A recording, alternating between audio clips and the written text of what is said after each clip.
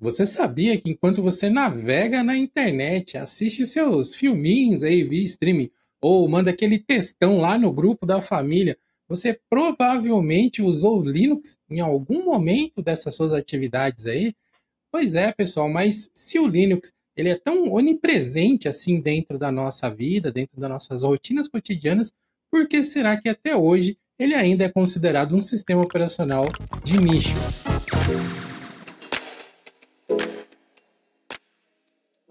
O Geocast está de volta, pessoal, e quem também está de volta são os nossos parceiros da Tribe, e eles têm um recado muito interessante para você que está querendo entrar na área de desenvolvimento.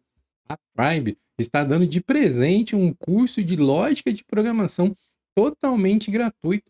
Assim você vai poder dar os seus primeiros passos nessa área e começar a entender esse mundo fantástico da tecnologia. A gente sabe muito bem que embarcar nessa área de desenvolvimento, com tantos métodos, requisitos e linguagens para escolher o que você vai aprender, pode ser um pouco intimidador. Então, que tal facilitar a sua vida e começar pela base de tudo, que é a lógica?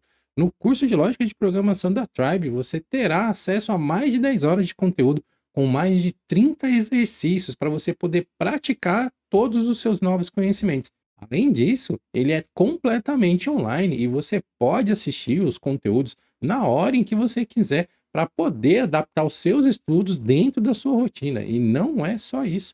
No final do curso, você pode receber um certificado de conclusão, o que é sempre muito bom para dar aquela engrossada, dar aquele up no seu currículo. Você não precisa ter nenhum conhecimento prévio para poder participar do curso e para dar os seus primeiros passos nessa sua nova jornada de aprendizado.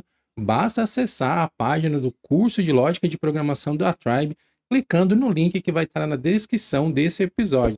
Nós vamos conversar sobre essa alta histórica do Linux em relação às estatísticas. Todos os números mostram o Linux maior do que nunca no mercado desktop. E, bom, a gente vai conversar sobre tudo isso com bastante calma e para me ajudar a destrinchar esses dados e também aí semear um pouco de discórdia, estou aqui com meu companheiro de Geocast, Raul Craveiro. E aí, pessoal, beleza?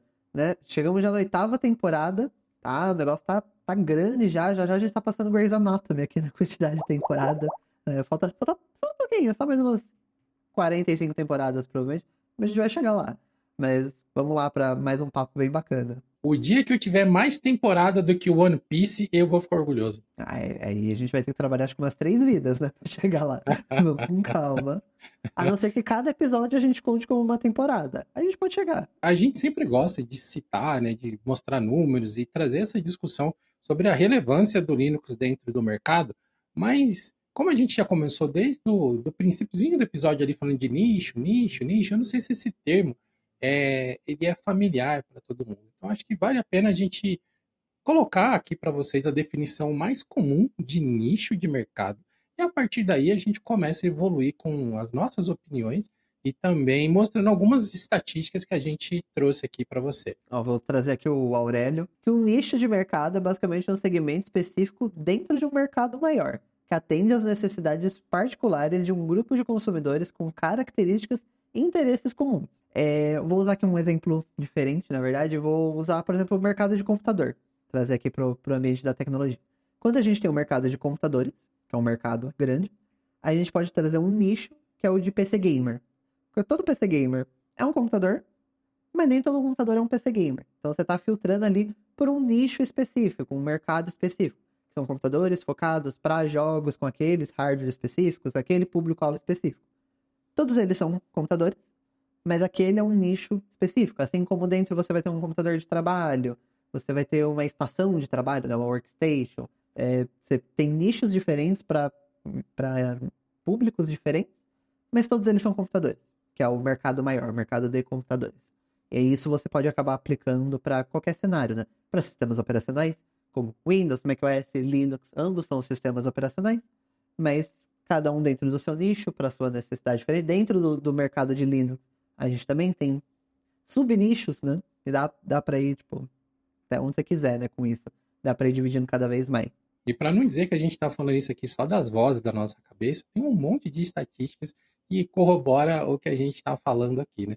Um dos motivos, inclusive, para trazer essa discussão é porque há um ano atrás, praticamente, eu acho que era da sexta temporada do Geocast, se eu não me engano, a gente fez um episódio comentando porque tinha sido a primeira vez que o Linux tinha passado o macOS no Steam Hardware Survey. Naquela época, há um ano atrás, o Linux tinha aproximadamente 1,96% dos usuários do Steam, enquanto o macOS tinha 1,84%. Tô até inclusive aqui com a página do Steam Hardware Survey aberto. E aqui em julho de 2024, né? A gente trazer um número de quase um ano, né, depois. Agora o Linux tá com 2,08% e o macOS tá com 1,37%. Então, realmente, o número do Linux ele não cresceu tanto assim, se for ver, comparado com o ano passado, mas cresceu. Mas o do Mac definitivamente caiu. Então, algumas pessoas talvez tenham migrado para um Linux, não sei, né? Não dá para saber exatamente. Mas definitivamente algumas pessoas aí migraram do Mac para o Windows. Porque o do Windows tá um pouquinho maior e o do Mac diminuiu bastante. A gente sabe, né, que a Apple, né, não tem sido muito amigável com jogos há muito tempo. Agora ela tá voltando atrás, mas ainda assim, os poucos jogos que têm saído do Mac estão saindo na Mac App Store. Então, tipo, mesmo tendo agora mais jogos do que tinha há um ano atrás no Mac, ainda assim as pessoas não estão usando o Steam pra jogar, então esses números definitivamente não vão crescer, pelo menos não tão cedo, né? E aí quando a gente filtra, inclusive, por Linux, a gente consegue ver aqui que o sistema mais popular dentro de Linux é o SteamOS, né? Que é o Steam Deck. Tem 40,97%, então a gente sabe definitivamente quem é o culpado desse número tá aumentando. Então é muito provavelmente que muita parte, tipo, mais de 1%, né, ali desses 2,08% do Linux sejam pessoas que têm o Windows também, né? Sei lá, às vezes a pessoa tem, né, um computador com Windows e tem um Steam Deck. Então, não necessariamente as pessoas saíram do Windows para vir pro Linux, né? A gente não pode ignorar o fator multiplataforma. Nós mesmos provavelmente aparecemos nas duas estatísticas, porque a gente joga no Windows e joga no Linux. Dependendo do título, né? Vocês que jogam Valorant, por exemplo, vocês jogam Valorant Sim, no Windows, né? Por sim. causa do anti-cheat, essas coisas assim. Então, Porque infelizmente é o único lugar que funciona. Então, eu ainda, no meu caso, eu acabo nem usando tanto o Steam no Windows, porque eu acabo deixando o Windows realmente só porque não roda no Linux. Então eu jogo o Valorant, né? Jogo de vez em quando o Valorant e alguns jogos do Game Pass. De Steam, na verdade, acho que não tem. Pelo menos no momento, não tem nenhum jogo do Steam que eu queira jogar que não rode no Linux. Então, acho que eu não estou contribuindo ainda nesse número aqui, mas tá instalado, né? Então talvez eu esteja assim contribuindo. eu não tenho jogado nada no Windows há um bom tempo, assim. Eu instalei o Valorant porque a gente tinha combinado de começar a jogar, mas do jeito que instalei ficou também. Das vezes que a gente se reuniu para jogar, a gente acabou jogando outras coisas que rodavam no Linux, então não foi nem necessário eu dar boot na máquina. A gente já trouxe alguns números, a gente já falou algumas coisas, mas é sempre bom a gente pontuar, como vocês aí da audiência, que primeiro esses números não são absolutos. Eles são um recorte estatístico de um nicho, que é quem usa Steam. Eles são ótimos para a gente ter alguma fonte de informação para tomar base, mas a gente não pode tomá-los como uma verdade absoluta. Aliás, quando a gente fala de software livre, de Linux, nenhum número é absoluto, porque nenhuma distribuição implementa estatística, implementa contagem de usuários, implementa algum tipo de controle para saber quantas pessoas estão utilizando efetivamente sistemas operacionais baseados em Linux ou não. Então, todos esses números que a gente traz aqui, que a gente consegue localizar na internet, lá do StatsCounter, do Statista, são todos números empíricos, baseados em observação de outros fatores. Por exemplo, acesso em sites de internet, downloads de aplicativos de lojas. Eles usam essas fontes de informação para tentar extrair ali qual que é o fingerprint, né? Qual que é como que é o nome? A impressão digital do sistema operacional do usuário e dessa forma saber quem que está utilizando. Existe uma discussão enorme, quando eu falo enorme, eu não consigo deixar de ter um certo sarcasmo na minha cabeça. Mas dentro da comunidade Linux existe essa discussão de o que é Linux, afinal de contas. O Dil já fez um episódio inteiro sobre isso, então a gente não vai se aprofundar aqui. Mas quem tem quer sempre ter mais, né? Então, uma das brigas agora do pessoal é que tudo devia ser Linux. Então, Android devia ser Linux, Chrome OS devia ser Linux, Linux devia ser Linux. Porque com isso, se somassem todas essas estatísticas, o Linux estaria perto ali de 10%, até um pouquinho mais do mercado, que já é uma fatia significativa. Existe essa discussão que tudo deveria ser Linux, já que todos eles são sistemas operacionais baseados no kernel Linux, mas aí é, como que a gente vai definir isso? Porque quando a gente olha do ponto de vista de sistemas operacionais, cada Linux é um sistema operacional diferente. O Ubuntu é um sistema operacional, o Debian é um sistema operacional, o Arch Linux é um sistema operacional. Eles não, eles não são o Linux. Não existe o Linux como sistema operacional. Existe o Linux como tecnologia, que é o kernel. Então, acaba sendo meio que uma matemática freestyle, assim, para poder somar tudo e parecer que a gente está bem na fita. E, de fato, estamos. Mas, não sei, eu acho que cada produto, cada sistema operacional deveria ser contado separado mesmo, porque, afinal, Linux não é tudo a mesma coisa. A gente já até fez um episódio do Geocast sobre isso. Sim, eu acho que justamente a questão de que não é tudo Linux é porque eles não estão contabilizando pensando puramente na tecnologia. Tipo, vou separar por kernel. Não, é separação por produto, né? Então, o Windows é um produto, e assim como, tipo, se você entrar lá em Windows, provavelmente você vai conseguir filtrar entre o Windows 8, o Windows 10, o Windows 11, que no final das contas é tudo a mesma coisa, só uma atualização. Tudo continua sendo Windows, mas ainda assim são produtos diferentes, né? A Microsoft vende como 3 sistemas operacionais diferentes. E aí separa por OS X. E o Chrome OS, por mais que ele, né, tenha kernel Linux ali no meio, o Chrome OS é um produto do Google. Só que aí Linux, né, a gente acaba colocando tudo no globo, porque eu acho que por mais que sejam, de fato, vários sistemas operacionais diferentes, pensando como produto, ele é algo muito próximo ainda, sabe? Um Ubuntu é próximo de um Fedora, que é próximo de um Debian, então contabilizar tudo isso de maneira separada, eu acho que é muito difícil, praticamente impossível, né? No final das contas, ia tudo entrar lá no outro, se a gente contabilizar separado, né? Na verdade, tem esse detalhe também. Muitos dessas distribuições não tem uma grande empresa por trás também para poder A vir vasta maioria, né? à frente. Porque tipo, a gente vai ver o Ubuntu, né, com a Canonical, o Fedora com a Red Hat. E é E isso, só. porque nem a System 76 é grande o Não. suficiente para poder entrar nessas estatísticas, né? Quando a gente fala de Microsoft e Apple, e Google, né?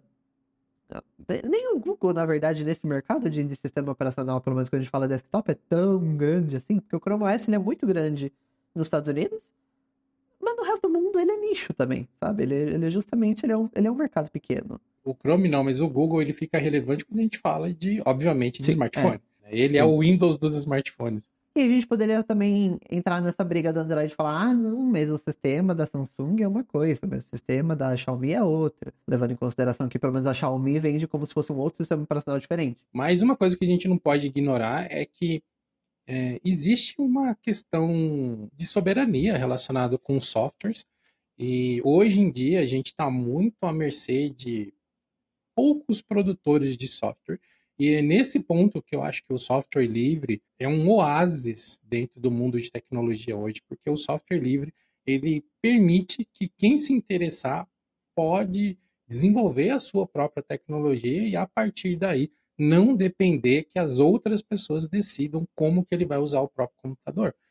É lógico, existem muitas camadas aí, não é todo mundo que é programador que vai poder sair fazendo as coisas como achar que tem que fazer, mas felizmente existem pessoas assim no mundo, né? Por isso que a gente hoje está gravando esse episódio usando Linux, eu estou no Linux, você está no Linux, né? A gente, provavelmente o servidor onde roda esse app que a gente está gravando roda em Linux também e assim vai, né? Graças a essa liberdade que o software livre provém, né, que ele oferece, essa filosofia oferece, quem se sentir lesado por essas atitudes pode fazer alguma coisa a respeito. O nível de esforço e de sucesso vai depender de diversas coisas, mas pelo menos existe essa possibilidade, né? Então, nesse ponto, o software livre é algo a se louvar. E realmente a gente viu isso no news dessa semana, eu cobri isso, que a Suíça, ela passou um projeto de lei que todos os softwares envolvendo o governo, eles vão ter que ser totalmente open source. Existem as restrições ali, quando tem código de terceiros, isso não precisa fechar, e quando é algo que impacta na segurança também, não precisa ser open source, mas de resto, tudo tem que ser open source. E o lema, né, que eles usam é basicamente, se tem dinheiro público, o código também tem que ser público, porque na ideia deles, tipo, se o código está ali todo aberto, isso vai ter um retorno para a população. Obviamente, vão ter pessoas que vão discordar em partes, vão discordar completamente. Tipo, a discussão quanto a isso é muito mais complexa, né? Porque a gente entra no ponto de vista técnico, no ponto de vista social, econômico, político, de interesse de várias partes, né? É muito mais complexo, mas a gente vê que tem essas visões diferentes, sabe? E a gente entra nessa questão também de soberania dos países, né? Dos países não dependerem tecnicamente de outros, né? A manutenção de padrões abertos para troca de informação assim, é inquestionável o valor que isso tem. E implementado da forma correta, não tem como ser ruim para a segurança, nem para a soberania, nem nada, além de ajudar a fomentar mercados de tecnologia, de educação dentro dos próprios países, né? Nós Sim, temos um monte de desenvolvedores brasileiros fantásticos que são obrigados a trabalhar para fora porque a tutoria da tecnologia está toda fora do Brasil. Então, dentro do Brasil sim. existem poucos projetos grandes assim que podem abarcar todo esse pessoal. Se o governo virar um fomentador de tecnologia dentro do próprio local, né, dentro do próprio país, vão ter muitos, possivelmente, né, estou conjecturando, torcendo que tudo dê certo, nós vamos ter muito mais oportunidades para quem quer desenvolver software participar desses projetos junto com o governo e conseguir bolsas ou conseguir participar de projetos, enfim. Eu acho interessante. Eu gostaria que isso avançasse até mais rápido dentro do Brasil. E eu acho que é um Sim, bom uso. É um bom uso sim. do dinheiro público realmente investir em software público. Acho que quando a gente fala aqui do cenário brasileiro, que é o cenário que a gente consegue observar mais de perto, eu consigo ver isso com uma certa palpabilidade, assim. O boca a boca alimenta muito o crescimento de Linux aqui dentro do Brasil, né? Eu Sim. conheci por acidente Linux, porque eu trabalhava numa agência e a gente foi sondado para fazer um trabalho para a Red Hat. Isso antes da Red Hat sequer pensar em ser a Red Hat que ela é hoje em dia. Nossa, faz muito tempo isso. O Hatch não era nem E Red ainda. era o Red Hat Enterprise, não, era o Red Hat Desktop, que era o antes de virar Enterprise Desktop. E eles queriam trazer para o Brasil. Foi antes de Conectiva, foi antes dessa parada toda aí. E eles queriam vir para o Brasil e a agência que eu trabalhava meio que participou de uma concorrência para ser a agência que ia fazer o material de marketing e divulgação, só que a gente perdeu. Só que a gente ficou com uma caixa do Red Hat lá dentro do escritório, porque deram pra gente e eu sempre quis trazer para casa, nunca deixaram. Europa a gente vê muito mais essa movimentação em questão de soberania deles. Então eu acho que eles têm muito mais tendência a testar open source. A gente vê muito nisso com toda essa questão de GDPR, todas essas questões de lidar com dados, que eles querem muito ter total controle ali. E, consequentemente, você aproveitar o open source, você tem 100% do controle. Você não precisa ficar dependendo de empresas de outros lugares. Na Ásia, é a mesma coisa, eu acho que, principalmente quando a gente fala de China, né, que aí tem todas as questões políticas, que eu definitivamente não vou entrar, porque eu não entendo, eu vou falar besteira se eu falar qualquer coisa, mas a gente vê ali muito essa briga, né, de China com os Estados Unidos. Obviamente, a China, né, quer ter a soberania dela, então, mais uma vez, acaba se utilizando muito o open source para eles terem total controle. Aqui na América Latina, eu acho que a gente tem muito essa tendência de copiar os Estados Unidos em muita coisa. É, a gente vê isso na música, na cultura, em conteúdo, na internet. Tipo, a gente vê muito do Brasil tentando copiar uma coisa aqui, uma coisa ali. Mas eu acho que o Brasil tinha um potencial muito grande de abraçar o software livre, tanto pelos talentos que a gente tem aqui, tanto pelo nosso cenário político, econômico, essas coisas. Então, tipo, quando a gente fala, né, de uma população que hoje a gente não tem um poder de compra tão grande, a gente poder reviver computadores que as pessoas já têm com Linux, sabe? Então, não, a gente usar um problema que a gente tem ali, que as pessoas não estão conseguindo comprar um computador potente, tipo, e não. ela não ter que deixar de acessar a tecnologia por causa disso. Ela pode reviver com open source.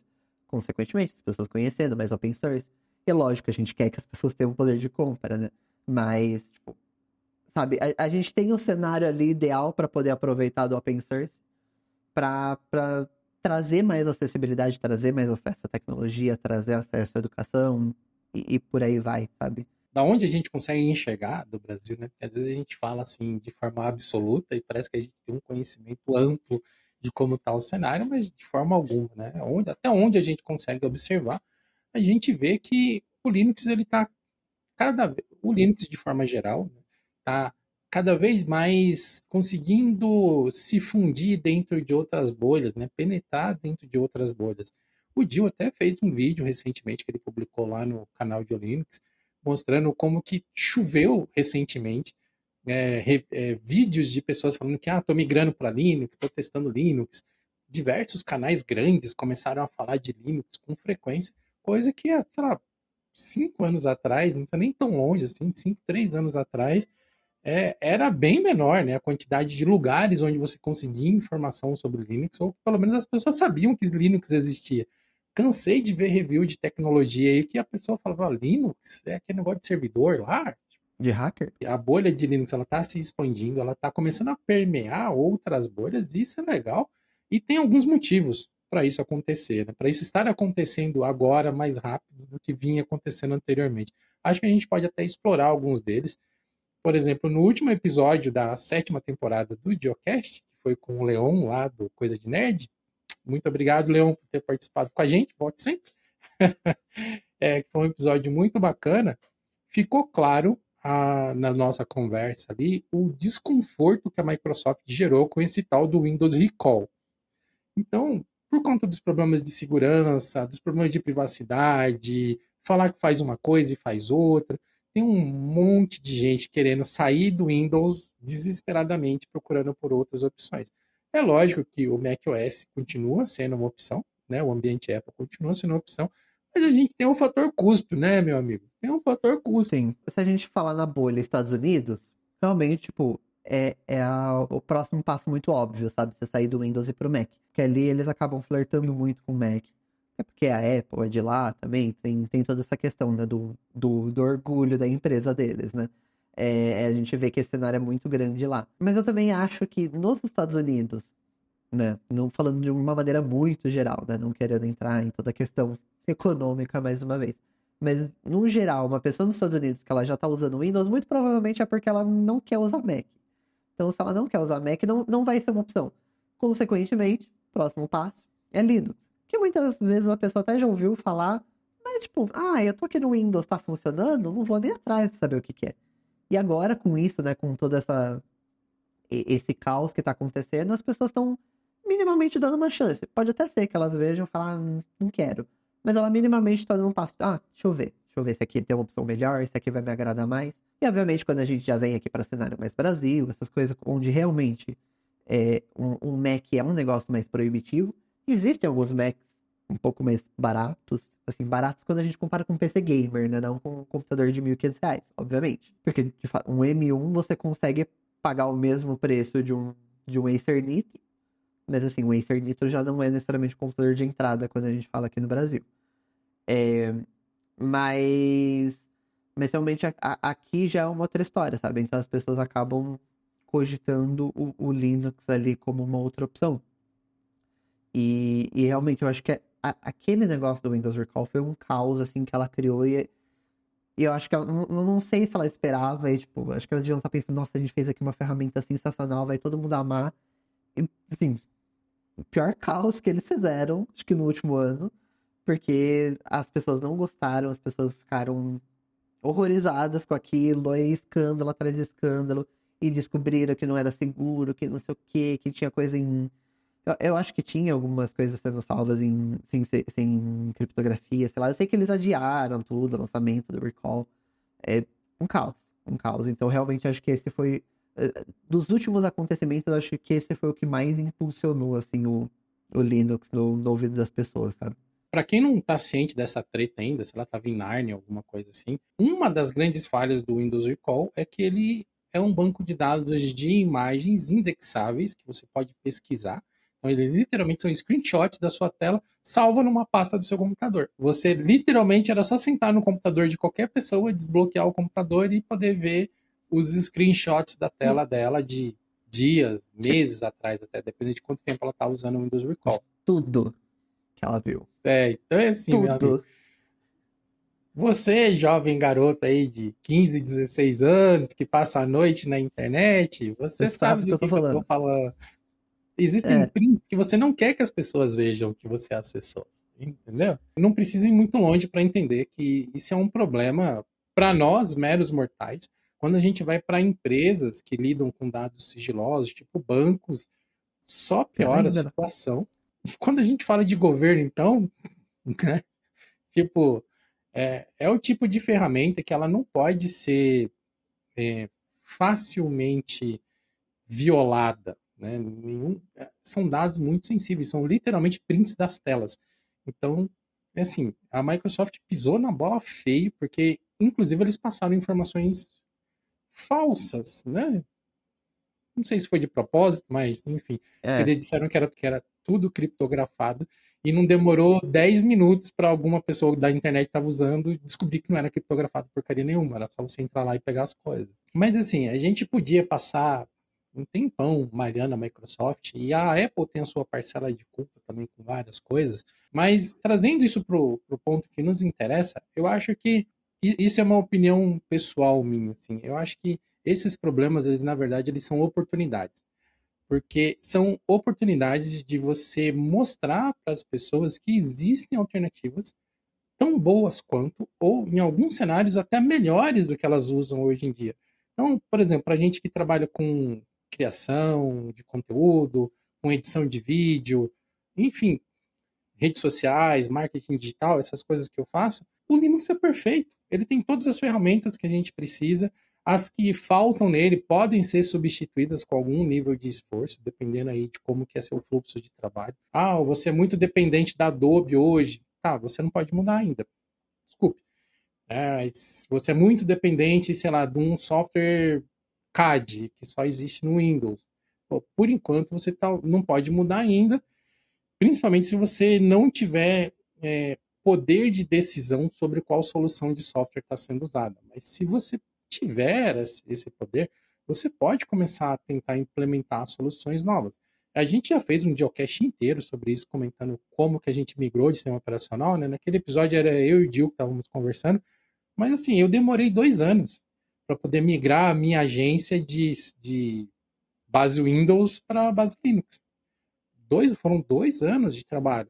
E dentro desses 2 anos de trabalho, teve coisas que eu falei, ó, pessoal, a partir do mês tal eu não vou mais fazer tal tipo de serviço, porque eu precisava de ferramentas que eu não ia mais usar. Programei o meu cancelamento da Adobe Cloud, e quando chegar no final da assinatura eu não vou renovar, e a partir desse período eu não vou mais usar Premiere, eu não vou mais usar Illustrator, eu não vou mais. E nesse período eu fui migrando as minhas coisas para outros sistemas operacionais, para Inkscape, para Krita, comecei a usar o Canva, enfim, fui testando as soluções e fui moldando o meu pacote de serviços para caber dentro das soluções que eu queria utilizar.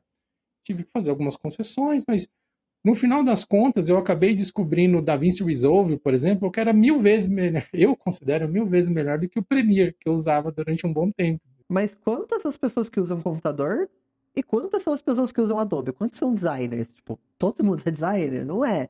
E de fato, pro designer, pode não ser a melhor opção. Obviamente, depende do que você faz, se você, sei lá, UI UX, se você é designer gráfico, enfim. É entender que existem alguns outros cenários onde o Linux é sim uma opção. Agora, quando a gente fala de IA, né, e esse negócio de recall, essas coisas, tem muita gente que tá apavorada e que não aguenta mais ouvir falar de IA e tipo, eu só quero um sistema que não vai tentar enfiar IA na minha goela. Olha aí, o Linux é uma opção, sabe? Pode colocar IA no Linux se você quiser. Mas assim, a grande maioria não tem nada e provavelmente nunca vai ter, né? Quando a gente tava falando, né, no ano passado ainda, e já tem alguns anos isso, o Steam Deck. O Steam Deck veio pra mostrar que, tipo, você é gamer, dá pra você usar Linux também. Eu acompanho alguns canais que falam, principalmente dos PC handhelds, né? E sempre fica aquele papo de que porque tem muito mais dispositivos com Windows do que com Linux, que é só o Steam Deck, né, no caso. Todo vídeo vem aquela discussão da experiência de usuário. Tipo, que com Windows é melhor porque tem alguns jogos que não rodam no Steam Deck. Mas sempre vem aquela tecla do, não, mas a experiência de uso do Steam Deck é melhor. E a gente chegou nesse ponto aqui. O Linux ali, naquele cenário, né, de PC Hangouts, ele tá sendo o ponto de, tipo, é a melhor experiência de uso. Porque, né, sempre comparam o Steam Deck como, tipo, a experiência de console que você vai pegar, vai ligar, vai jogar, e não vai ter dor de cabeça nenhuma, versus o Windows, que ele vai ter aquela sensação de PC mesmo, e você vai ter que ficar fazendo uma gambiarra para poder usar o mouse ali no touch, e sempre tem problema para poder tipo, bloquear e desbloquear o console, às vezes o jogo crasha. Não é uma experiência legal, até porque o sistema não foi feito para aquilo, né? Então, essas coisas que têm acontecido têm servido também para mostrar que, tipo, existem cenários onde o Linux é uma opção, ou às vezes é a melhor opção, inclusive. Obviamente, você pode ainda preferir um PC handheld com Windows, você pode falar, não, eu vou usar Mac porque eu quero usar Adobe, e tudo certo, acho que legal, sabe, a questão da escolha, mas é mostrar que, tipo, existem opções, sabe? E sei lá, pra uma pessoa que só quer ver YouTube, pouco importa se a Adobe não funciona, sabe? É entender que existem cenários e ele pode sim ser uma opção, sabe? E finalmente a gente tá vendo e tá chegando nas massas, sabe? O gamer lá que só tava preocupado com a skin do Fortnite, ele sabe que existe o Linux agora. E vários amigos que eu tenho que, tipo, o que eles conheciam de Linux era o que eu falava, sabe? Tipo, é o sistema lá que o Raul trabalha falando. Tipo, nunca tinha usado. E hoje todos eles têm Steam Deck, inclusive. Todos eles estão usando um Linux ali pra jogar. E todos eles elogiam. E eu sempre jogo na cara, né? Falava mal do meu Linux, tá aí usando. Pagou pra usar o Linux ainda. Eu acho que uma coisa que mudou dentro do cenário, quando a gente fala de Linux em jogos e Linux no desktop também, e sei, as vozes da minha cabeça me indicam que isso foi um dos diferenciais. Sabe aquele meme do cara assim que vem te ofertando um negócio, vem tentando te empurrar um negócio, e você fala assim, sai daqui, todo dia isso. Algum tempo atrás, a comunidade Linux era meio assim, entendeu? Sabe, você já ouviu a palavra de Nosso Senhor Linux hoje? Né? Mas era aquele negócio de, filosofia, liberdade, não, controle dos seus dados. E todos esses pontos são pontos muito importantes e relevantes. Mas para o usuário comum, o seu José, que só quer chegar ali e ligar o PC dele para entrar no Facebook e ficar mandando textão no grupo do condomínio, se ele souber dessas coisas, com certeza vai trazer algum benefício para ele como ser humano na comunidade. Mas a maioria deles não estão nem aí para isso, eles nem entendem o conceito de sistema operacional. Né? Cansei de ver gente falando que eu vou ligar o computador para entrar no Facebook. Eu cometi um ato falho porque eu sei a diferença das coisas. Muitas vezes já vi pessoas falando assim, vou entrar no Facebook, aí vai lá e liga o computador. A É porque pessoa a não tem internet é o nem Facebook, né? o que mudou por conta dessas novas soluções que foram chegando é que mais pessoas começaram a falar do porquê Linux é bom de fato. Então, você tem o Steam Deck, por que, que o Steam Deck é um ótimo console de mão?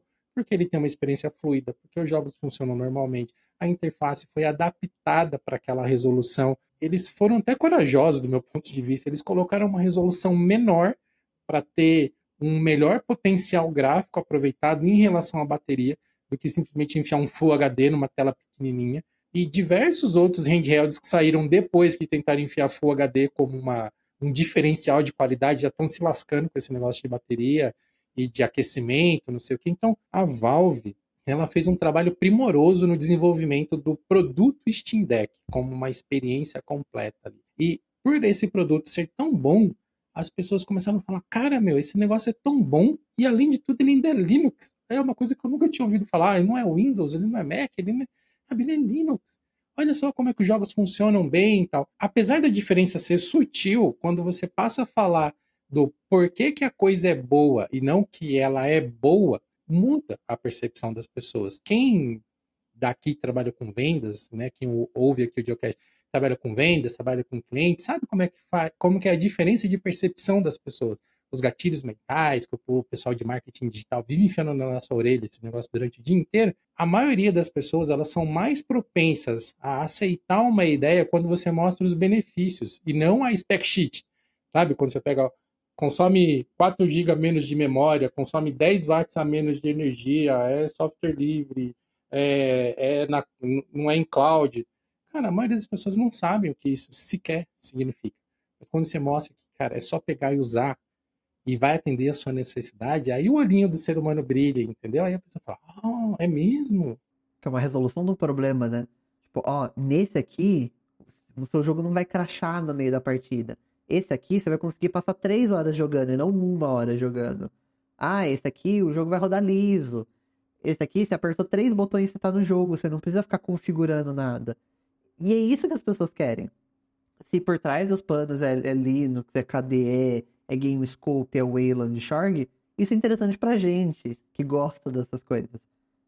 E, tipo, talvez aquela pessoa que não tava nem aí, eventualmente fala, "Não, olha, mas que legal, então é assim que ele faz. Ah, então essa interface aqui é isso. Depois que isso vai ser interessante pra ela. Mas na hora ela só quer resolver o problema dela. Tanto que eu tava vendo um vídeo, inclusive, de um cara que ele tem um cara, justamente, o Wolfden. Ele faz esses reviews é um review, né? Não é exatamente um review propriamente. Mas ele faz vídeo de PC handheld, de coisa de emulador e tal. E aí ele tem um ROG Ally X. E aí estavam sugerindo pra ele instalar o Basite no ROG Ally X. E ele, tipo, tava, mas por que que eu vou instalar Linux no meu negócio aqui que já tá rodando Windows pra rodar menos jogos? Ele falou, não, mas tava olhando aqui meu calendário, não tinha nada pra fazer? Eu vou fazer. E ele falou, nossa, que bom que eu fiz, sabe? Porque, tipo, agora é isso. E ele falou, é isso, sabe? E ele tinha um Steam Deck, ele já conhecia a experiência. Ele não, que a experiência é muito diferente e tudo funciona. Você aperta um botão, as coisas funcionam e não trava, você não tem que se preocupar com essas coisas. E ele falou, ainda consigo fazer o dual boot. Tipo, se eu quiser jogar aqueles outros jogos específicos, eu jogo lá. Aí, obviamente, ele comparou questão de gráfico, ele foi numa questão mais técnica também. Mas é justamente isso, sabe? A experiência é melhor, sabe? Tipo, você vai entender mais fácil o que você tem que fazer. Não vai ter aquela sensação de gambiarra. É, esses bugs bestas, né? Porque o Windows, ele não é feito ali pra você ficar desbloqueando e bloqueando ele o tempo todo e todos os processos rodarem normal. O Steam Deck, ele foi feito pensando nisso, né? Você tá com o jogo aberto, ai, precisei atender alguém aqui. Você bloqueia, continua falando, você desbloqueia, o jogo ainda tá parado, sabe? Ele tá congelado. Nesses com Windows, o jogo, em muitos dos casos, ele vai crashar. E, tipo, se você tava no meio de uma missão, sabe, já é o suficiente pra você perder 20 minutos da sua gameplay e você ficar com raiva. Aí vem alguém falar, isso aqui, ó, resolve seu problema. E, tipo, nossa, Linux.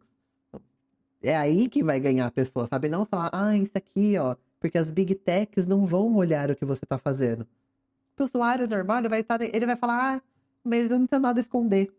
A gente sabe que não é bem assim. Que não, o plot, né, da pessoa não te rastrear não é tipo, eu não tenho nada a esconder.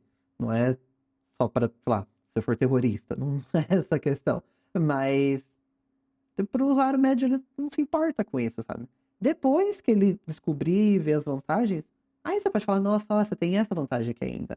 Isso aqui é open source, então mais pessoas podem ajudar a produzir isso aqui, pode ajudar. Tipo, você vai conseguir muita coisa de graça e por aí vai. Você precisa primeiro resolver o problema. Todas as áreas têm os seus nerds, né? Eu tenho um amigo que ele é nerd de carro. Então ele é aquele cara que ele gosta de carro antigo, de Opala, Chevette, Gol, esses modelos antigão, assim. Aí ele compra carro antigo, eu chamo de carro velho. Ele compra carro antigo, desmonta, reforma, ele entende de qual que é o parafuso certo da roda do Opala de sei lá quando. Ele sabe diferenciar esses detalhes técnicos que para mim é tudo carro. Para ele, cada carro é único. E a gente, nerds de computadores, nerds de tecnologia, a gente tem isso com tecnologia. A gente, cada sistema operacional, cada pecinha de computador, cada setup que a gente monta, ele é único. Mas a gente tem que fazer um certo exercício de entender que isso não tem o mesmo peso para todo mundo. Da mesma forma que para esse meu amigo que ama carros, ele fica indignado, que para mim carro é carro. Tipo, sabe? me levou para onde eu preciso ir, para mim é o suficiente.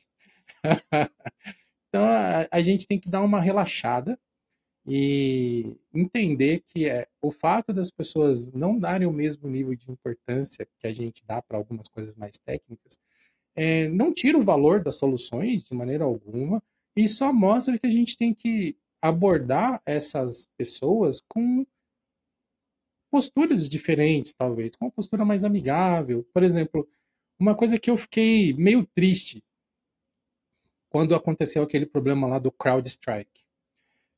Eu entrei na internet e pá, um monte de perfil de Linux mandando meme um atrás do outro. Ah, Microsoft não sei o quê, Windows se lascou, e meme, meme, meme.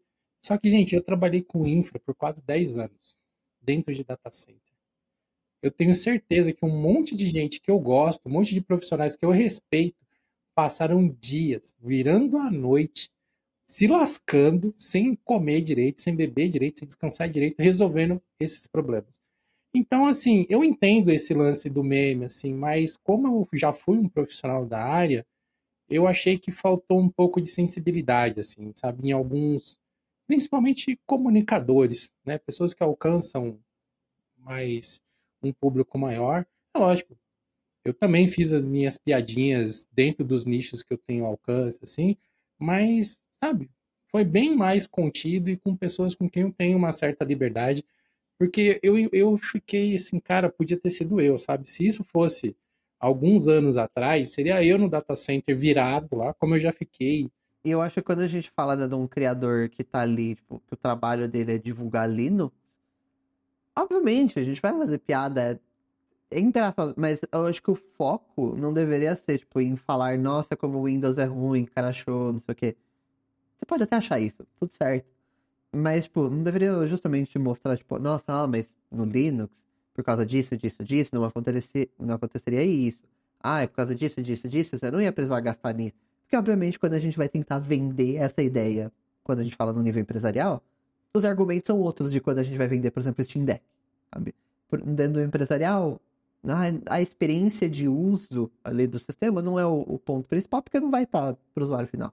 Mas, tipo, mostrar por que que a alternativa é melhor. E não só ficar no, ai, mas a tela azul, mas a tela azul, mas a tela azul. Todo mundo sabe que o Windows dá tela azul. Todo mundo que já usou o Windows tem tela azul.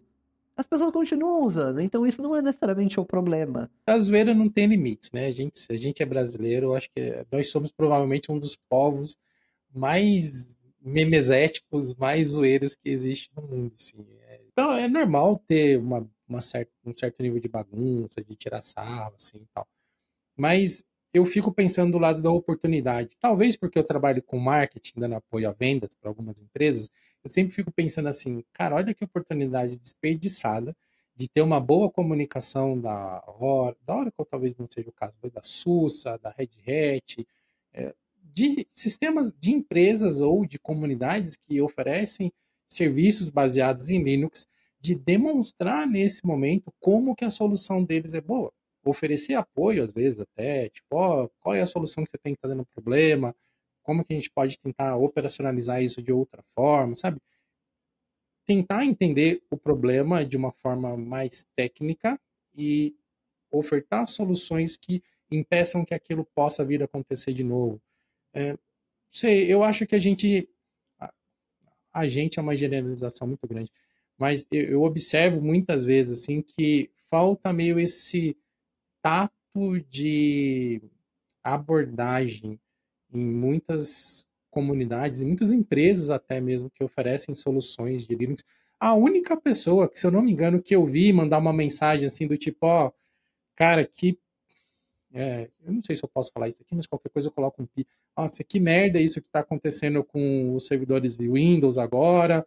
Toda a minha solidariedade aí pro pessoal. Se eu não me engano, foi o Carl Mitchell da System 76. Ele foi o único cara que falou: Meu, estamos com vocês. Se vocês precisarem de alguma coisa que a gente pode ajudar, manda uma mensagem aí para System 76, entendeu? Cara, essa é a postura de uma pessoa Sim, que lidera uma comunidade de tecnologia, sabe? sim, Não ficar tirando sarro e tal. sim. Talvez eu O... esteja meio cagando regra, talvez, mas eu sou velho, velho faz essas coisas, entendeu? Então, Ai, ai. Bom, mas a gente acabou fazendo um parênteses aí por causa dessas coisas de CrowdStrike e tal. Fiz um rant aqui, um desabafo, mas vamos seguir com o episódio aqui, que ainda falta algumas coisas que a gente quer conversar com vocês. Cada um tem a sua personalidade, cada um faz o que achar melhor, mas eu penso que a gente devia adotar, a gente podia adotar uma postura mais educativa e menos combativa, sabe? Mostrar que as soluções são boas, que elas atendem, e não passar muito tempo jogando pedra no telhado do vizinho. O reforço positivo funciona muito melhor no longo prazo do que o reforço negativo. Eu entendo como usuário, né, como pessoas físicas, a gente fazer piada, brincar com essas coisas é normal, não tá falando, ai, nossa, não pode fazer piada com a CrowdStrike. Acho que pode. Então, tudo aqui é pra fazer. Mas quando a gente fala nessa questão de comunicador ou de fato resolução de problemas, de, eu tô querendo divulgar uma solução melhor, eu tô querendo levar a palavra do Linux, tudo que seja, sabe? Não precisa de falar só de Linux aqui também, sabe? Você pode aplicar para qualquer cenário. Foca em resolução de problemas, sabe? Você tem que entregar uma solução. Ah, não, ó, se você fizer isso aqui pode ser melhor. Ah, essa solução é mais barata, essa solução dá menos problema.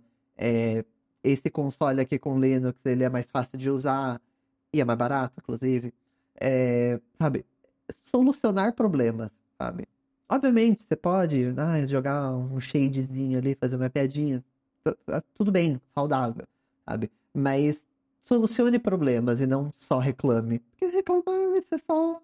Vai ser aquele meme dos Simpsons, né? Do velho brigando com a nuvem, sabe? Vai ser só uma pessoa rabugenta falando mal, sabe? É aquele negócio do nerd chatão, né? A gente vê muito isso nos comentários do YouTube. E quando a gente fala de algum recurso de Linux, algum aplicativo, sempre tem um nerd chatão que vem, no Windows não sei o quê, no Mac, como se a gente também não usasse o Windows e Mac, entendeu? Mas o ponto todo dessa discussão, assim, é a piada, o humor, ela faz parte da comunicação e ela pode ser usada de maneira inteligente também. Mas para quem vende soluções, ou não necessariamente vende, porque, de novo, isso é uma discussão recorrente também, né? A maioria dos projetos de software livre, eles não são produtos, no sentido de produtização, de ser vendido, de ser comercializado. Então, muitas vezes, quando a gente fala de você vender, as pessoas levam meio para esse lado mercadológico da coisa, financeiro, de troca de valores. E não, ideias são vendidas, né? Ideias são passadas de uma pessoa para outra.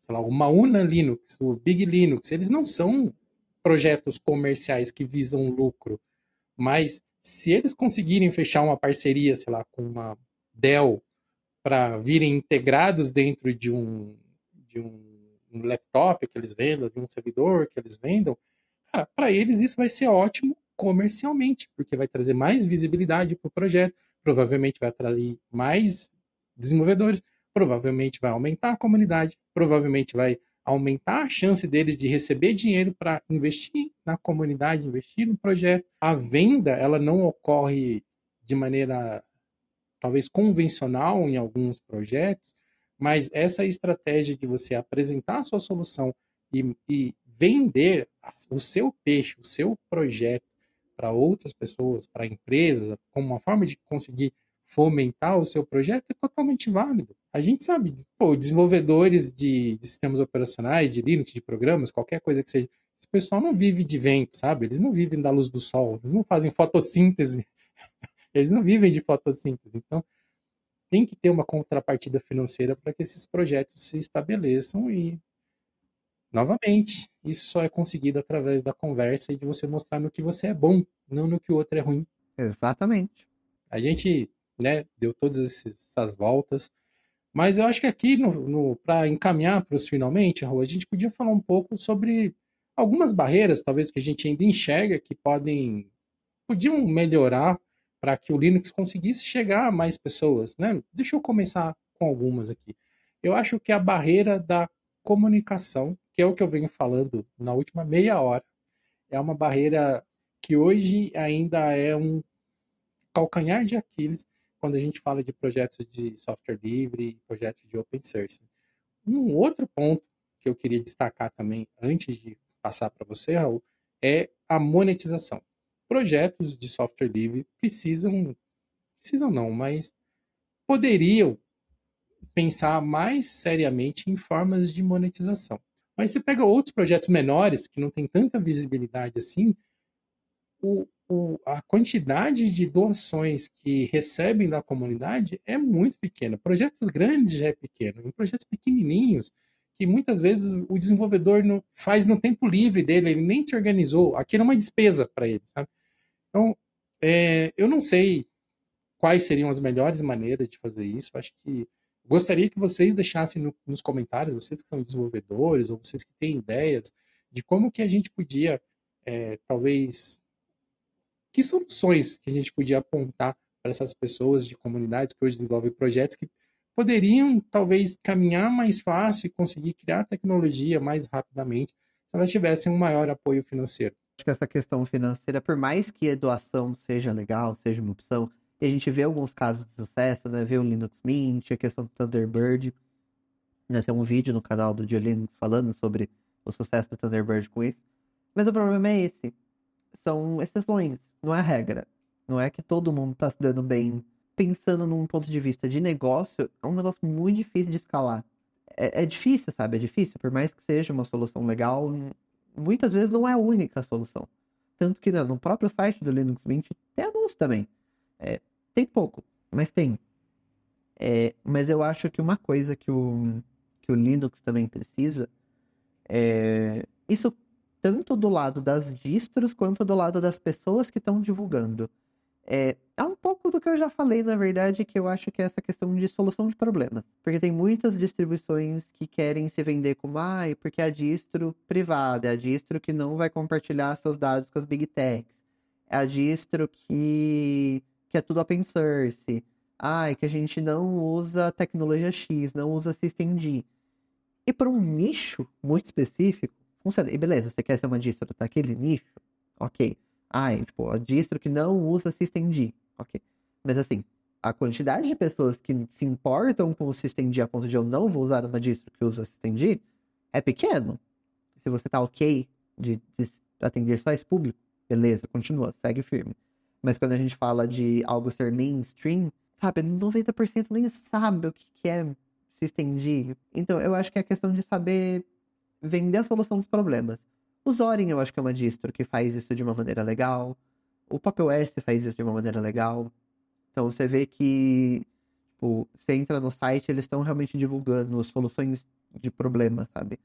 Porque no Pop, né? Você que é maker, builder. Eu não sei se eles ainda usam esse slogan, na verdade. Mas, tipo, você entra no site, eles estão divulgando, tipo, se você faz isso, tem esse software que você pode usar, você pode fazer isso aqui para resolver seus problemas.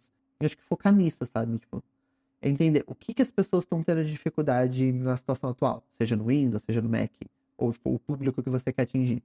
Então tá, então ao invés de eu falar que é o fato de ser open source, eu falo, não, eu vou resolver isso, fazer isso aqui é muito mais fácil, isso aqui é muito mais rápido, isso aqui é mais barato. E, tipo, vai continuar sendo open source, vai continuar não sendo rastreável, tipo, tudo isso é legal, é importante. Mas não é necessariamente o que você vai usar no primeiro passo para vender a sua ideia, sabe? E eu acho que principalmente quando a gente fala assim do boca a boca é até mais importante, porque pensa nas coisas que tá em volta de você. Quantas coisas você não comprou porque alguém falou que era legal? Tipo, o teclado que você tem, que seu amigo falou, nossa, aquele teclado lá é muito bom. Ou, tipo, o youtuber que você acompanha falou, não, esse celular aqui realmente é muito bom por isso e isso. Ou, sei lá, o chocolate que você comprou no mercado semana passada porque alguém falou que, nossa, comi aquele chocolate é muito gostoso. E você ficou com vontade. Então, tipo, esse boca a boca, ele é muito importante. Se você for essa pessoa falar, nossa, tem aquela distro lá que eu usei, que não sei o que é legal, que facilitou minha vida, sabe? Agora, tipo, meu computador tá mais rápido, não tem mais dor de cabeça com Windows Update. Obviamente, o problema vai variar pra cada um. Mas, tipo, é focar na solução de problemas, sabe? Mais do que na tecnologia por trás. Porque a tecnologia é legal, só é um ponto de venda pra quem realmente se importa muito com isso. E A gente acredita tanto nisso que é o que a gente faz diariamente, praticamente, nos nossos conteúdos, né? Nós somos privilegiados porque a gente teve acesso à informação desde muito cedo. A maioria de nós aqui na equipe são pessoas técnicas, né, que tiveram a oportunidade de estudar e desenvolver esse conhecimento ao redor da tecnologia, e a gente cria os nossos conteúdos usando principalmente software livre, por uma opção puramente nossa. A gente podia estar fazendo no Mac, a gente podia estar fazendo no Windows, mas a gente está mais interessado na solução, em solucionar o problema, mas a gente entende a importância de software livre, do como você soluciona o problema. E é isso que a gente tenta trazer para vocês nos conteúdos, com essas conversas que a gente tem aqui no Geocast, nos conteúdos do canal. A gente está sempre divulgando formas como as pessoas podem resolver problemas do cotidiano, porque é isso que elas querem saber. Por exemplo, recentemente eu fiz uma série de vídeos sobre como compartilhar arquivos em rede no Linux, porque essa é uma dificuldade que as pessoas têm, assim, que eu acho chocante, mas por outro lado, eu entendo que é falta de informação, falta conteúdo, falta divulgação suficiente para, olha, você pode usar um Gnome User Share, você pode usar um Local Send, você pode usar um Arpinator, você pode usar um outro lá, um Air, não sei o que lá, que também indicaram lá nos comentários dos vídeos. Cara, tem um monte de solução. Então você não precisa nem chegar perto do Samba, você não precisa nem chegar perto de linha de comando. Você configura tudo com cliques na sua tela, interface gráfica. Então, existe um valor enorme em entender as coisas do capô. Mas eu vou repetir de novo uma frase aqui que eu vou mandar escrever no meu túmulo. Se você entender de mecânica, te ajuda a ser um motorista melhor. Mas você não entender de mecânica não te impede de dirigir o carro. É mais ou menos essa ótica, essa vibe que a gente quer compartilhar com as pessoas que estão aqui junto com a gente, que consomem os nossos conteúdos. Sempre que possível, vamos ensinar mecânica para todo mundo. Mas quem não quiser aprender e mesmo assim só quiser dirigir o carro, tamo junto. E na hora que você for vender o carro, você não vai vender porque o parafuso é feito na Alemanha em 1987. Vai vender, ó, esse carro vai te levar pro seu trabalho sem ele morrer no meio do caminho. A menos que você vai vender pro meu amigo que é nerd de carro, aí ele vai querer saber desse parafuso. Acho que é isso, senhor Raul Craveiro. A gente conseguiu, a gente acabou começando essa 8ª temporada do Geocast com o intuito de falar sobre essa alta histórica do Linux nas estatísticas que a gente consegue observar e acabou entrando nessa discussão de como crescer ainda mais, né? Espero que vocês tenham gostado dessa conversa que a gente teve aqui. É sempre um prazer receber vocês aqui, o Raul e todos vocês que acompanham a gente para conversar sobre isso também. A 8ª temporada do Geocast está começando, meus amigos, e tem muita coisa boa ainda para vir por aí. A temporada 7 deixou todos nós muito felizes. Acho que a gente teve alguns episódios bem legais, bem marcantes, e com certeza vai vir muito mais coisa por aí. Quero divulgar aqui o meu projetinho do coração, né? O de Linux Labs. Se você tá vendo esse vídeo no YouTube, parabéns, você tá aqui já. Só clicar aqui no botão de se inscrever aqui embaixo. Então, que aí você já pode acompanhar todos os outros conteúdos. A gente tem tutorial, tem cortes do Geocast, se você quiser ouvir trechos menores. Tem o Dia Linux News. Toda quarta-feira a gente cobre, né, algumas das notícias do que aconteceu no mundo da tecnologia, do open source.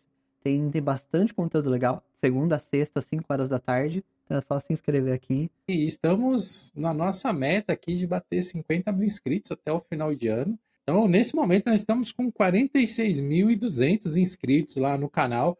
E a gente sabe pelas estatísticas que muita gente que assiste os nossos vídeos não é inscrito. Então, um jabazinho curtinho aqui. Siga lá o canal, se inscreva. Se você está ouvindo pelo Spotify, assina lá o canal também para fornecer algumas estatísticas para a gente. Agora o Spotify inaugurou aquela ferramenta lá de comentários, que é bem legal. Então vamos interagir por lá, vamos interagir pelos comentários aqui do YouTube também. Se você está ouvindo em outras plataformas, se você prefere ouvir em outras plataformas, beleza, ouça por lá e depois vai lá no nosso fórum e deixa um comentário lá no post desse episódio também. A gente valoriza muito o feedback de todos vocês. Muitos dos episódios que foram apresentados aqui foi com base em sugestões de vocês aí que acompanham a gente. Então, muito obrigado. Muito obrigado, Raul. E a gente se vê, pessoal, no próximo episódio do Geocast. Valeu!